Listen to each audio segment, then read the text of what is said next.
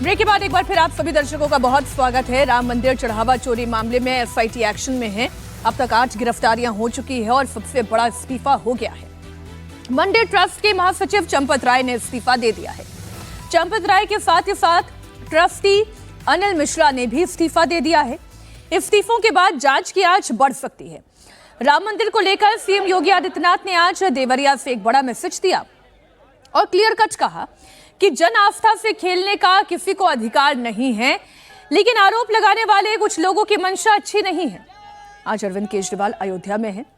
हनुमानगढ़ी में मंदिर में दर्शन पूजन किया। रामलला के दर्शन करने वाले हैं। केजरीवाल के पहुंचने पर सीएम योगी आदित्यनाथ ने देवरिया से ही अटैक किया। उन्होंने कहा कि दिल्ली से भी एक सज्जन अयोध्या आए हैं। मैं उनसे भी कहना चाहूंगा कि दिल्ली की जनता ने भी उनको काफी मौके दिए, लेकिन उन्होंने दिल्ली को भ्रष्टाचार के अलावा कुछ नहीं दिया। दिल्ली से भी एक सज्जन वहां आए हैं आज, और मैं उनसे भी कहना चाहूंगा कि दिल्ली की जनता ने उन्हें 15 वर्ष तक अवसर दिया, लेकिन दिल्ली को उन्होंने बर्बादी के सिवाय कुछ नहीं दिया, भ्रष्टाचार के सिवाय कुछ नहीं दिया। आज मैं उनसे पूछना चाहूंगा, अयोध्या कोई डबल इंजन सरकार ने 9 वर्ष में जो सजाया है, जो संवारा है, देखिए इस मॉडल को और फिर अपने कारनामों पर पश्चाताप करो कि अगर यही न्याय जो अयोध्या के साथ डबल इंजन की बीजेपी की सरकार ने किया है, अगर यही न्याय आम आदमी पार्टी दिल्ली के साथ करती, दिल्ली भी ऐसी ही चमकती जैसे आज अयोध्या धाम चमक रहा है।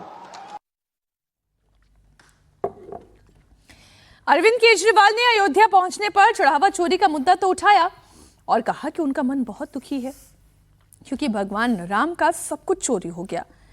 ये भी आप सुन ले। जिस तरह से श्री राम जी के घर में इन्होंने इतने बड़े स्तर पे डाका डाला है, उनकी सब कुछ भगवान राम का चोरी कर लिया इन्होंने, उनकी पादुका चोरी कर ली, उनका हार चोरी कर लिया, उनके गहने चोरी कर लिए, जितना लोगों ने हीरे जवाहरात चढ़ाए थे वो सब चोरी कर लिए, चढ़ावा जो आता था वो चोरी कर लिया। तो मन बहुत व्यथित है। तो इसी वजह से भगवान राम के दर्शन करेंगे, उसके बाद आप सब लोगों से बात करेंगे। सीएम योगी आदित्यनाथ का डायरेक्ट मैसेज था। दिल्ली से आए हुए सज्जन एक ही हैं, वो अरविंद केजरीवाल हैं। अरविंद केजरीवाल अब से थोड़ी देर में शाम 4 बजे तक ये बताया जा रहा है कि राम मंदिर में भी दर्शन पूजन करेंगे और हनुमानगढ़ी में तो जाकर उन्होंने हनुमान जी से आशीर्वाद ले ही लिया। और ये तो कहना होगा कि अरविंद केजरीवाल जो हैं बहुत मार्के की राजनीति करते हैं। वो जानते हैं कि बीजेपी से लोहा लेना है तो सनातनी दिखना भी होगा, पूजा पाठ करनी भी होगी। इसलिए दिल्ली में भी आप याद करें जब उनकी सरकार थी तो अलग अलग हनुमान मंदिरों में, दिल्ली के जितने हनुमान मंदिर है वहां पर बकायदा हनुमान चालीसा का पाठ उन्होंने करवाना शुरू किया था। लेकिन अभी ये जो चंदा चोरी मामले में वो कह रहे हैं हर्षवर्धन जी, इस पर ये पूरी तरह से पॉलिटिकल है ना? देखिए, मुझे तो कई बार लगता है ना कि नेता लोग या तो एकदम ही समझते हैं कि वही सबसे बड़े बुद्धिमान है।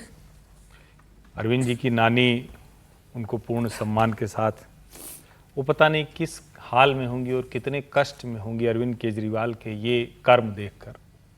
अरविंद केजरीवाल ने कहा था कि मेरी नानी बहुत दुखी हैं। उन्होंने कहा कि बेटा, मेरा राम नहीं बच सकता जो बाबरी को तोड़कर बनाया गया हो वो मंदिर। अब उनकी नानी पता नहीं, मतलब जाहिर है कि उनकी नानी जी की उम्र हो गई, पता नहीं वो है या नहीं, मैं जानता नहीं इसलिए, लेकिन जहां भी होंगे आज वो बड़े कष्ट में होंगे। ये अरविंद केजरीवाल जी का स्टेटमेंट था।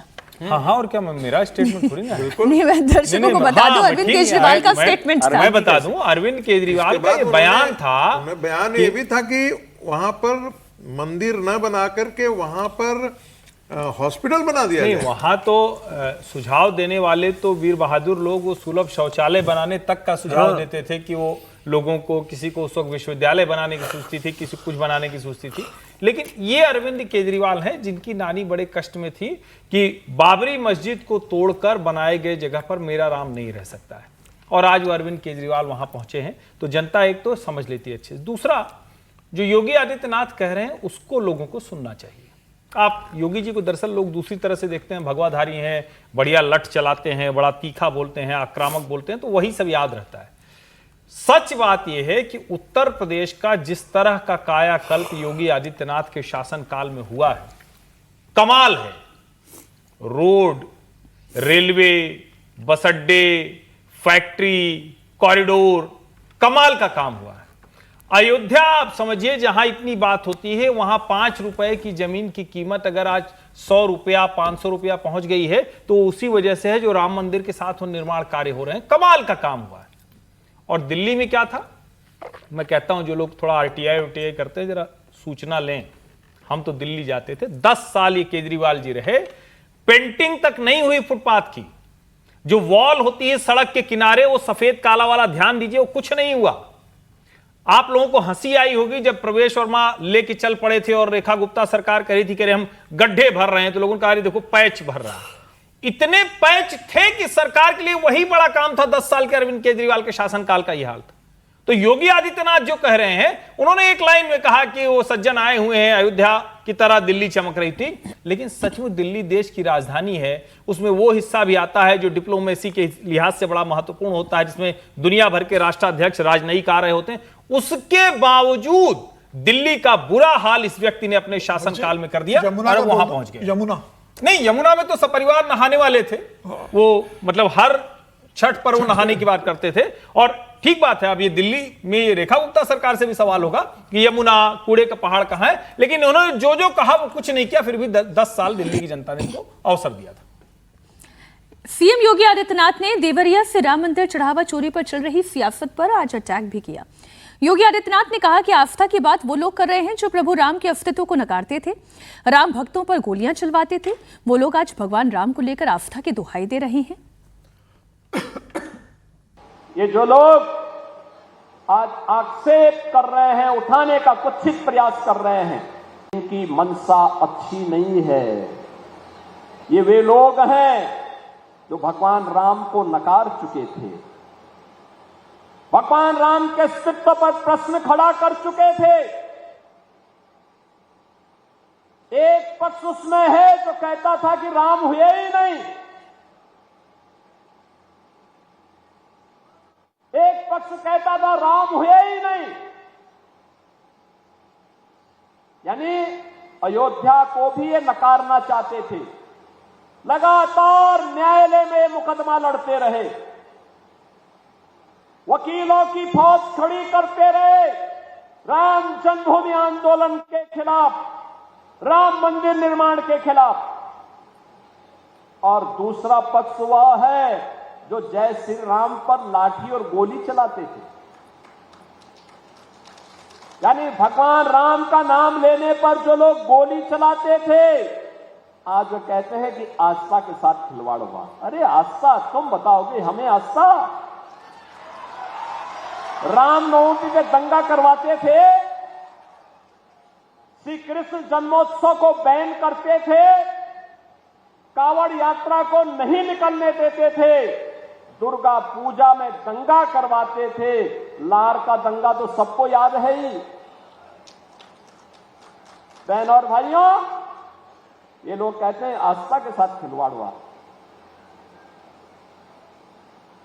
इनके काले कारनामों का चिट्ठा जब खुलता है, याद करिए कांग्रेस ने देश को लूटा ही नहीं था, नोचा था। बेईमानी और भ्रष्टाचार के कीर्तिमान स्थापित किए थे।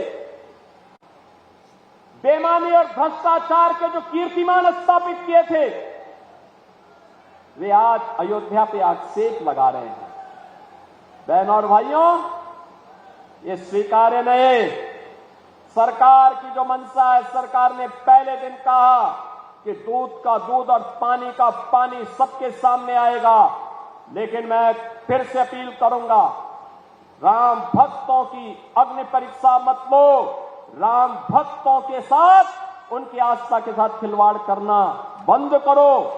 अगर तथ्य नहीं है, पुष्ट प्रमाण नहीं है, तो आरोप प्रत्यारोप बंद करो। और प्रमाण है तो एसआईटी को सबूत सहित प्रमाण प्रस्तुत करो। एसआईटी की सिफारिश के अनुरूप सरकार कार्रवाई को आगे बढ़ा रही है और जब वरिष्ठ अधिकारियों की टीम कार्य कर रही है तो उसमें फिर राजनीतिक बयानबाजी बंद करें। लेकिन राजनीतिक बयानबाजी क्या यूं ही बंद हो जाएगी? वो नहीं बंद होगी, क्योंकि ये मौका वहीं राम मंदिर ट्रस्ट की तरफ से दिया गया है। चंदा चोरी मामले में 8 लोगों पर एफआईआर, उनकी गिरफ्तारी पर समाजवादी पार्टी अध्यक्ष अखिलेश यादव ने तंज कसा, जिसका जिक्र अभी मैंने पिछले सेगमेंट में भी किया। और राम मंदिर चढ़ावा चोरी मामले में जो बात उन्होंने कही कि भाजपा राज में नाइंसाफी की दिखेगी झांकी, फुनगी को फांसी और शाखाओं को मिलेगी माफी, मैं इस पर तो हम चर्चा कर चुके हैं। बात जो संजय राउत ने कही वो भी सुना देना आवश्यक है, क्योंकि संजय राउत ये कह रहे हैं कि राम मंदिर में जो चंदा चोरी हुआ, उस चंदा चोरी के पैसे से चढ़ावा चोरी हुआ, उसी चोरी के पैसे से आपने उसका राजनीतिक इस्तेमाल किया और 2000 करोड़ दे के आपने कैसे क्या सांसद खरीदे, ये बात उन्होंने कही। सर आप सुने उनका बयान भी, ये ट्वीट है, एक बयान मैं सुन रही थी, वो बयान भी अगर हो हमारे पास तो वो चला दे। लेकिन एक ये फोटो भी उन्होंने पोस्ट किया, उद्धव ठाकरे और आदित्य ठाकरे इसमें दिखाई दे रहे हैं। तो ये जो है रागी जी, इसमें सियासत ढूंढ रहे हैं वो भी अपनी। स्वाभाविक है, सबको मौका मिला है और जब मौका मिला है, राजनीतिक ज़मीन है और राजनीतिक तौर पर उनके लिए लगता है कि इससे हमारा उनका भला हो जाएगा, तो ऐसा मौका वो क्यों छोड़ेंगे? बिल्कुल नहीं छोड़ेंगे। महत्वपूर्ण बात यह है कि अब इस्तीफे के बाद क्या ट्रस्ट का पुनर्गठन होगा? क्या ट्रस्ट का यदि पुनर्गठन होता है तो क्या उसका मॉडल क्या अन्य जैसे वैष्णो देवी है या फिर साउथ के जो मंदिर हैं, बड़े मंदिर हैं, उस अनुसार से होगा? क्या वहाँ पर कोई एक ब्यूरोक्रेट होगा जो इन सब चीज़ों को देखेगा, या फिर से ये हिंदू समाज के पास ही रहेगा लेकिन व्यक्ति कोई और होंगे वहाँ पे? एक बात तो बहुत साफ है कि अब वो समय आ गया है जब मंदिर का मैनेजमेंट बहुत प्रोफेशनल हाथों में दिया जाए। और प्रोफेशनल कहने का मतलब ये नहीं है कि कोई वो आईएएस ऑफिसर हो या आईपीएस ऑफिसर हो, वो ब्यूरोक्रेट्स हैं, वो बाबू के हाथ में ही वो सब चीज़ प्रोफेशनल होता है, ऐसा नहीं है। बहुत से ऐसे राम भक्त होंगे जो सीए होंगे, लॉयर होंगे, समाज जीवन में उनका बड़ा योगदान रहा होगा, ईमानदार रहे होंगे, जिनको भी आप कीजिए ईमानदारी की कसौटी पर वो खरे उतरें, ये सबसे महत्वपूर्ण है। क्योंकि राम मंदिर में अब कोई सामान्य बात नहीं रह गया। सबसे ज्यादा लोग आज के दिन में कहीं जाते हैं तो वो राम मंदिर में जाते हैं। आपको काशी विश्वनाथ में भी उतनी भीड़ नहीं मिलेगी जितना राम मंदिर में। आप द्वारकाधीश मंदिर में भी, और इस समय भी जबकि तपती धूप है, ऐसे में भी लाखों लोग प्रतिदिन वहां पर आते हैं। ऐसे में वहां पर चढ़ावा कितना चढ़ता होगा ये बताने की आवश्यकता नहीं है। यदि वे 10 रुपया भी हम एवरेज मान लेते हैं, जिसका जिक्र विजय जी ने किया, 5 रुपया भी मान लेते हैं, जो आज के दिन में कोई नहीं देगा।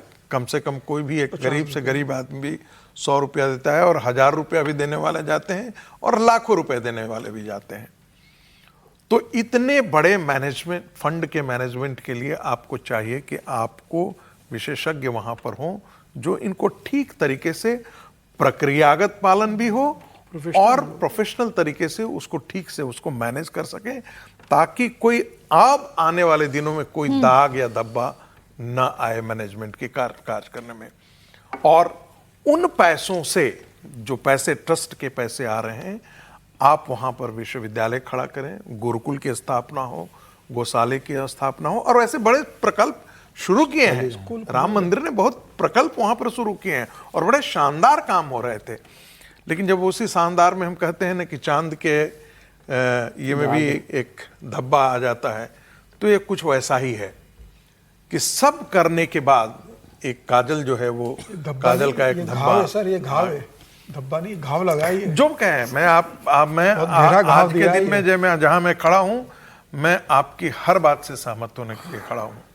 मुझे कोई दिक्कत नहीं है, क्योंकि और मेरे जैसे लाखों करोड़ों हिंदू जो स्वयंसेवक हैं वो सुन रहे होंगे, वो भी आहत हैं। और मैं जो बार बार ये इसका जिक्र करता हूं और कई दिनों से कर रहा हूं, दोहरा भी रहा हूं कि बचाने के पक्ष में कोई भी स्वयंसेवक संभवतः खड़ा नहीं हुए। हर स्वयंसेवक आहत हुए।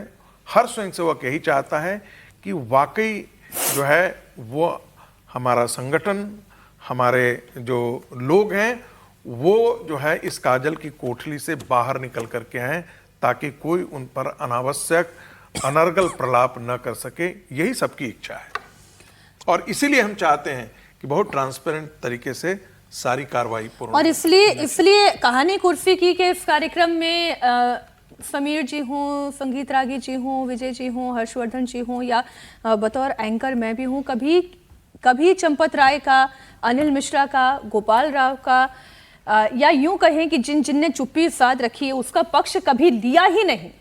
इसलिए नहीं लिया क्योंकि ये बड़ा साफ है कि जब बात आस्था की आ जाती है तब फिर राम भक्त एक हो जाते हैं। समीर जी, वो बहुत खराब दिखा। और ये जो चांद में आपने कहा धब्बा है, आपने कहा कि घाव है, मैं कह रही हूँ इतना बड़ा गड्ढा इन्होंने कर दिया कि इसके पीछे फिर जितनी भी हमेशा के लिए एक दाग हो गया। हमेशा के लिए ये गड्ढा इसलिए हो गया कि जब राम मंदिर की बात होगी, जब सियासत की बात होगी, तब सियासतदान ये कहेंगे अरे आप किस मुंह से कहते हैं, आपने तो राम मंदिर में चंदा में चोरी कर ली। देखिए मीनाक्षी, अभी सिर्फ 2 लोगों का इस्तीफा हुआ है, तो अब ये देखने वाली बात होगी कि क्या चंपत राय की जगह किसी नए को ट्रस्टी बनाया जाता है, मतलब महामंत्री बनाया जाता है, या पूरे ट्रस्ट का पुनर्गठन होता है, पूरा ट्रस्ट भंग होता है, या 2 लोग नए जुड़ जाते हैं, जिन लोगों ने इस्तीफा दिया उनकी जगह आते हैं। अब ये सबसे बड़ी चुनौती होगी। गोपाल राव पर लेकिन हम बिल्कुल चर्चा नहीं कर रहे हैं। गोपाल राव का इस्तीफा भी नहीं हुआ, हमारे पास ऐसी कोई जानकारी नहीं है। क्या गोपाल राव का इस पूरे मामले में कोई इन्वॉल्वमेंट नहीं? उनका भी होना चाहिए। मुझे लग रहा है किसी को, मतलब इतना बड़ा मामला हो गया कि अब सिर्फ ये आधार पर कि हमने 2 का ले लिया और गोपाल राव इसके अंदर नहीं थे, उनको भी इस्तीफा होना चाहिए, उन्हें भी इस्तीफा देना चाहिए एक बार का। इस मामले उनकी भूमिका क्या थी, क्या है इस पूरे ट्रस्ट में? वो भी व्यवस्था में बड़ी भूमिका निभा रहे थे। चीज तो है ना, मतलब मुझे लगता है कि हम लोग अतिरेक में वहां तक न चले जाएं। हमें ये पता तो कि जैसे अनिल मिश्रा और चंपत जी, इन दोनों की भूमिका उस दान, उससे जुड़े हुए मसलों पर साफ साफ दिखती है। क्या गोपाल राव की अगर भूमिका थी उनकी, मुझे नहीं पता। जो जानकारी मुझे है, गोपाल जी व्यवस्था में थे। देखिए, दोनों चीजों के बीच में अंतर हमें करना चाहिए।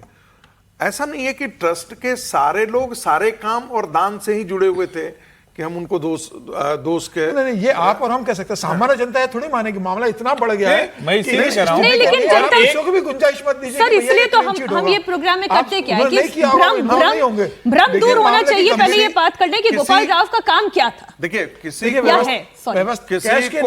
किसी को पहले दिन से भी नहीं चिट कर जीसो सर्टिफिकेट देने के बाद हम सिर्फ इतना ही कहते आए हैं कि चंपत जी पर मुझे भरोसा है कि वो इस घपले में शामिल नहीं होंगे, लेकिन यदि हैं तो फिर कार्रवाई सब पर होनी चाहिए, जैसा कि विश्व हिंदू परिषद ने कहा है। एक दूसरी बात, व्यवस्था में जो लगे हुए हैं वो एडमिनिस्ट्रेशन से जुड़े हुए लोग होते हैं, उनका काम कुछ और होता है।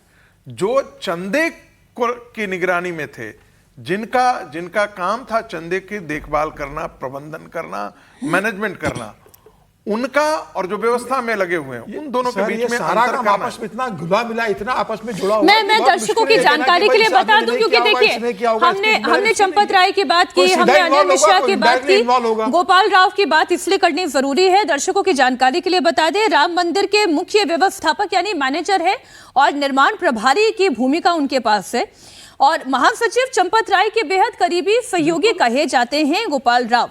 अब राम मंदिर के रख रखाव की बात हो, साफ सफाई की बात हो, सुरक्षा व्यवस्था की बात हो, या फिर जो श्रद्धालुओं को मिलने वाली सुविधाएं हैं, उसकी कमान जो है वो गोपाल राव के हाथ में है। मैनेजर को पता नहीं होगा कि वहां पर किस तरीके से लोगों का इन्वॉल्वमेंट है, टिन्नू यादव का इन्वॉल्वमेंट कितना ज्यादा है, वो क्यों उसके पास सारी चाबें रह रही है, यहाँ से जो पूरा हो रहा है कैश के जो कम ज्यादा हो रहा है, खबरें आ रही है, सारी जानकारी होगी।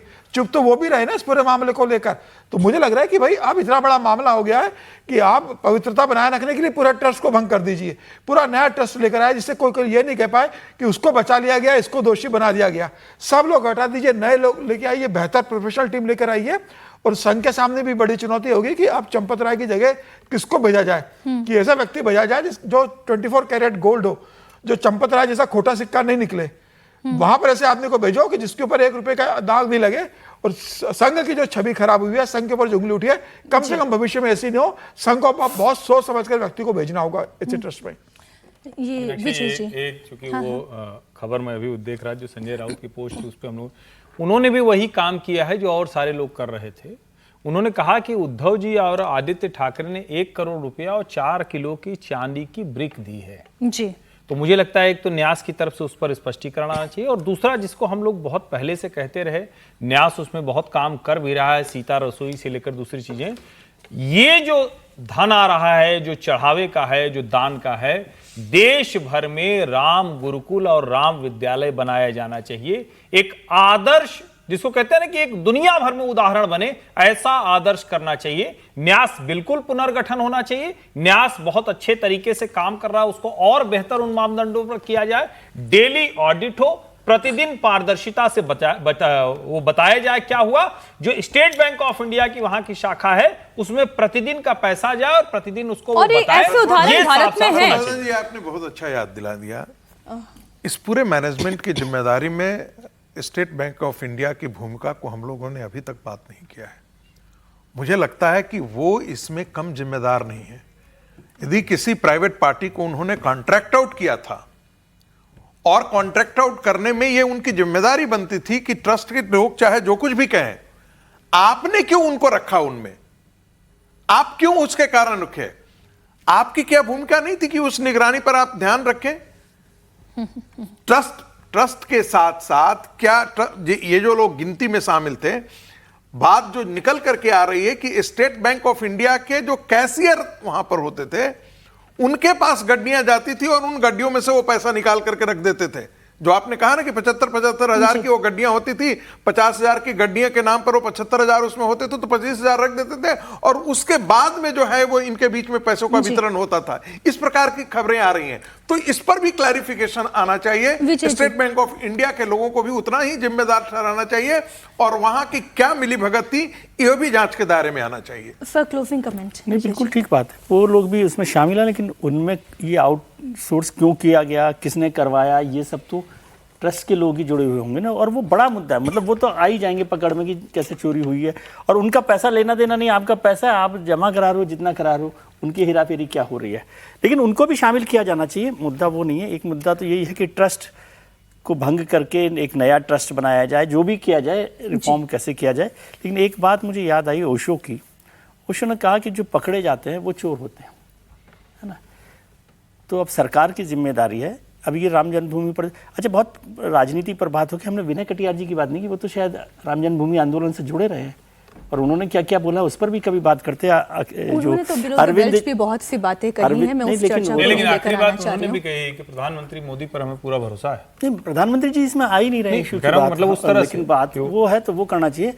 लेकिन ये बात यहाँ खत्म ना हो, क्योंकि चोरी करने वाले लोग सिर्फ राम जन्मभूमि तीर्थ ट्रस्ट में ही तो नहीं होंगे ना, बहुत बड़े मंदिर अभी देश में हैं जिन पर बड़ा काम हो रहा है, तो उस पर भी निगाह रखनी चाहिए। जो हम जेल, वो पुलिस जो आग लगने पर कहते हैं ना कि कल आग वहां लगी है, तब वहां पर आग की जांच हो रही है, तो ऐसे ही केवल कहीं आग लग जाए उससे पहले आप जांच बिठा लें। हाँ, और भी जो बड़े मंदिर हैं जिनमें हो सकता है, या जो भी व्यवस्था है, उस पर भी सरकार को एक नजर डालनी चाहिए कि क्या कहीं कुछ और जगह तो गड़बड़ नहीं हो रही। तो 8 गिरफ्तार हो गए, 2 इस्तीफे हो गए, अब अगला नंबर किसका आएगा, इस पर भी इंडिया टीवी की नजर लगातार बनी हुई है। कहानी कुर्सी की में बस इतना ही। आप सभी मेहमानों का बहुत शुक्रिया हमारे साथ जुड़ने के लिए।